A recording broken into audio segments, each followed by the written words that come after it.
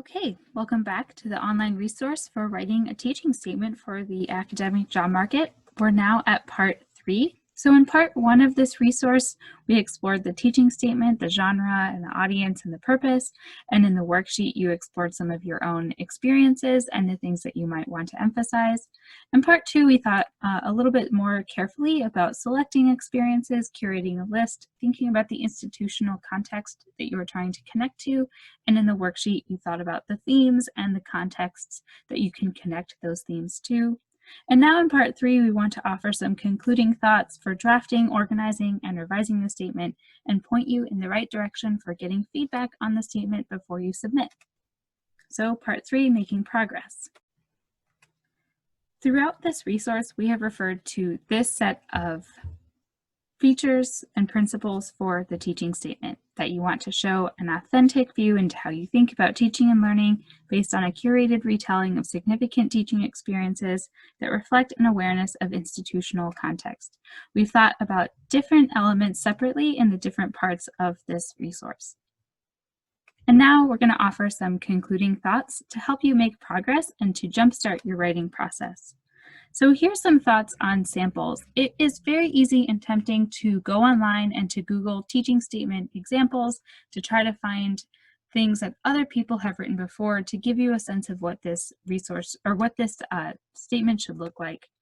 We recommend being very mindful of models because a model that you find online shows the finished product. That doesn't necessarily reveal the messy process. You have no idea how many drafts or iterations that product needed to have in order to take the shape that it does. It also assumes that the model that you find has a good approach and that there is one or maybe a couple of universally good approaches to teaching statements. That isn't necessarily true. There's lots of experiences and lots of ways of organizing experiences that can be relevant and useful in a statement. This genre has a lot of capacity to hold a lot of different kinds of things. And so the most important thing is to remember that it's about you and what you think and conveying that authentically and meaningfully to an audience in their context. And so for that reason, the statements that you find online, the examples that you find online, may or may not reflect the institutional context that you are trying to apply to. They may or may not even consider institutional context. So be mindful of that. And of course, remember that statements that you find online, models that you find, won't be able to speak to your experiences, your values, your goals, your priorities, and that's the most important thing. But it's okay to find models, but we do recommend that you engage with those models more generically. So look to them for ideas for how to organize, how to find transitions or use transitional phrases between ideas, between paragraphs, see the length that you see in the models, and the kind of languages and word choice that you might want to use when you're working on your own statements. I would say try to avoid looking to models for ideas for the content. It's not going to serve you as much as you think it will.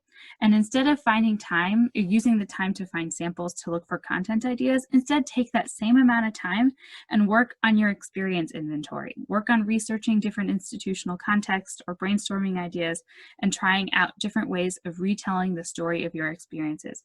Take the same amount of time that you would spend searching for samples and reading them and seeing what you learn from them, and instead spend that time in the brainstorming and thinking stage. Some concluding thoughts on organization. I think it's useful to resist the urge to organize by chronology of experiences. It's really tempting to say, my first experience was this, my second experience was that, and my third experience was this. That's a fine way to organize. It just doesn't hold the reader's attention very easily. So instead, aim to show the development of your thinking rather than recapping or reviewing or reporting on your experiences. So we talked about this in part 2, that it's more interesting to organize your experiences by the themes that they speak to and show how those themes fit together. So use transitional phrases between your paragraphs, especially in the topic sentences of each particular paragraph, to reveal the relationship between the themes and the significance of your experiences.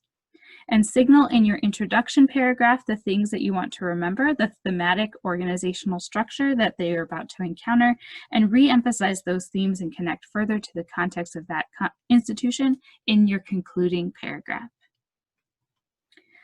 Some thoughts on drafting. So the teaching statement's going to take a little while to draft. Don't be surprised if it takes a few different attempts and a few different iterations before you get a draft that you like. So spend some time in the brainstorming stage. We talked about this a little bit in part 2, that the brainstorming and thinking and planning stage are going to be extremely helpful for you. Don't try to skip this or breeze past this part quickly. Because the purpose of the statement is to show how you think, you want to spend time thinking about what you think and how you think. It will be directly useful in the sense that you might find ways of talking about things that are directly relevant to the statement in the draft that you write. It will be indirectly useful in the sense that it will help you discover things, and it will make writing the statement easier and feel more authentic because you spent some time in the discovery stage. And it will also be helpful in the broader hiring process because it gives you a broader sense of what you might consider and the things that you might talk about in an interview or during a campus visit. So don't skip the brainstorming stage. It is really, really useful. Again, scale your investment to your interest in the position. All positions, all applications will require some investment on your part. But if this is a really important job to you and you really want to spend the time to have a great application package, spend some time researching the context and scale your investment to your interest. If you're applying for lots of different jobs, it's perhaps going to be more investment than you can manage, so scale your investment appropriately. When you're writing, imagine a human reader and imagine them in their context. In part 2, we called this organizational empathy, and I think empathy is the right word for that. You want to try to put yourself in the shoes of a person who's teaching and working in that institution and try to imagine that person and all of their humanity while you're drafting this statement. Do prioritize your writing time. This thing is not going to write itself, and it probably won't write itself quickly. So prioritize time for you to sit down and work on this teaching statement.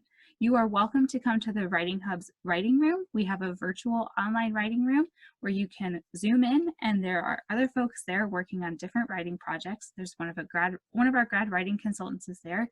You can set a goal, work for a couple of hours, and that's every weekday morning, Monday through Friday during the normal quarter, and it's 9 to 11 a.m. every morning, every weekday morning.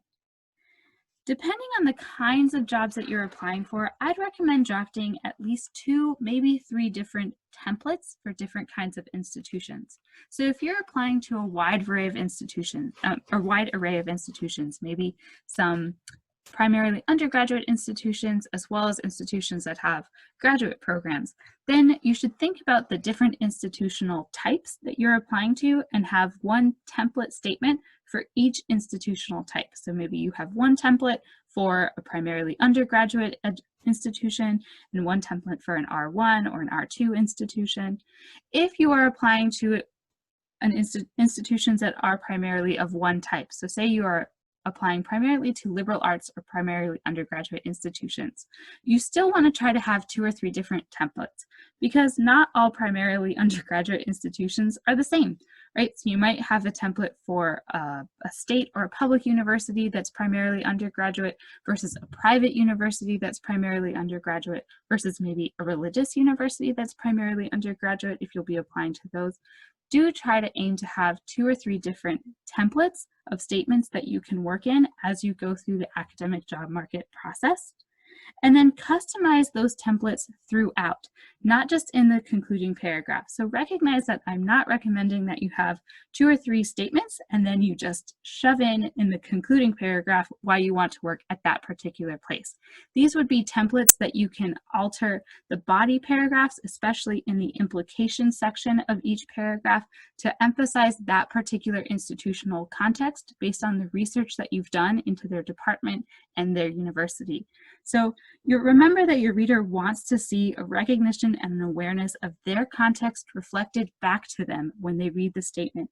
If they have to wait until the concluding paragraph to see themselves in your statement, it's too late. So use this as a template, not as a sort of primarily you have these 2 statements and then you shoehorn or shove in the context right at the end. By then your reader may have lost interest. So work from the template and weave in your relevance and your awareness of their context throughout the statement, not just at the end. Again, talk about your ideas in addition to writing them. So it might be tempting just to spend time alone on your computer trying to find the right words to convey this in writing, but remember that conversation can create clarity. So a few minutes of conversation or maybe an hour of conversation with a close colleague or with your advisor or someone who you can engage with these ideas can be more beneficial and more fruitful and more generative than spending several hours staring at your computer trying to figure out what you want to say. So do talk to people about the statement, talk to people about your ideas, engage in these conversations they can be immensely helpful during the drafting process. And when you get to the point of revision, here's some ideas. Resist the urge to think in terms of fixing this draft. There is a kind of sunk cost fallacy when it comes to writing, especially writing in these genres. We think, well, I have this statement. I just need to make this particular statement better. Sometimes you're going to spend too much time trying to fix one particular draft rather than just starting over and writing a new one. And that new one might be easier to write, might be more authentic to write because you learned from writing the first one. So resist the sunk cost fallacy of writing. You don't need to fix this draft. It's okay to start new. In fact, it's okay to write lots of different drafts. It's okay if all of those drafts are really different. Again, these different drafts and engaging in that writing process will help you learn. It will help you discover with each new draft that you write, you get better practice and more efficient at thinking about what you care about and how you can convey that to your reader. When you're thinking about revision, focus not on perfecting the prose and is every word exactly right or do I have enough buzzwords in here. Focus on making the experiences work together. Focus on how well you're telling a story for your reader and giving them a broad sense of who you are. You can ask readers for feedback on, do you have a sense of who I am as a person from reading this? So rather than focusing on terminology or buzzwords, focus on the story. Focus on the authenticity of that story. If you're not sure and if you're feeling stale about what experiences that you might include or what things that you might prioritize, you can ask people about their experiences with you as an educator. So you can go to your students, your colleagues, your mentors, think about asking them about their impressions of you as a teacher or maybe as a learner, and let their insights inform your revision. If you're not sure, still not sure if your statement is conveying useful or interesting things about you, engage other people to see engage other people in the brainstorming process to see what other ideas you might explore. I'd recommend getting feedback from lots of different kinds of people, especially people outside your department, because people in your department know you really closely. They might take certain kinds of things, certain kinds of words for granted. So get feedback from lots of different kinds of people, solicit feedback from different kinds of readers, ask your reader for the kind of feedback that's going to be most helpful for you at that stage. Meaning when you ask someone to read your statement, tell them what concerns you have about that draft and the things that you're hoping to prioritize in the next round of revision, and let their feedback guide you, but help them prioritize the feedback that will be most helpful for you. On this point, I'd say you're welcome and encouraged to work with a graduate writing consultant. Our grad writing consultants come from lots of different departments and disciplines. You can make a 30-minute appointment or a 60-minute appointment with them. And I'll say a 60-minute conversation with a grad writing consultant can be sometimes more productive than sitting by yourself staring at your computer trying to write for a few hours. So do try to make an appointment if you can to get that good reader's feedback. If you want feedback and you're a graduate student, you can make an appointment with one of our consultants, again, for this one-on-one feedback and support in the process. This is open to graduate students, so if you are a postdoc, you can email us for other options that might be available, or you should reach out to the postdoc office to see what options are available through the postdoc office. But if you're a graduate student, you're welcome to go to our website, writinghub.ucsd.edu. From there, you can hover over the grad student tab and click on the Make an Appointment link. That will take you outside of our website to our online scheduling portal, which is ucsd.mywconline.com. So once you get to that scheduling portal, you can register for an account if you've never made an appointment before, or log in, select the grad appointment schedule from the drop-down menu, and see which consultants are available, and you can self-select which consultant you want to work with and make your own appointment. If you still have questions, we know that these kinds of statements can be confusing, and we're here to support you. So if you still have questions about a teaching statement, you can reach out to either the Writing Hub or the Engage Teaching Hub. The Writing Hub can help you with the writing of the statement. So if you want more help thinking about the genre, the audience, the purpose, organizing the thing, helping it be formatted correctly, those kinds of things, reach out to the Writing Hub. If you want to talk more broadly about teaching experiences, thinking about what you've learned from teaching, thinking about important priorities or values or topics around teaching, reach out to the Engage Teaching Hub. They have graduate teaching consultants that are available to talk with you about your experiences and help you find insights in your teaching experiences. And with that, I'm happy you engaged with this resource. If you have questions, please reach out to us. We hope you found those worksheets helpful, and we look forward to working with you on your teaching statement.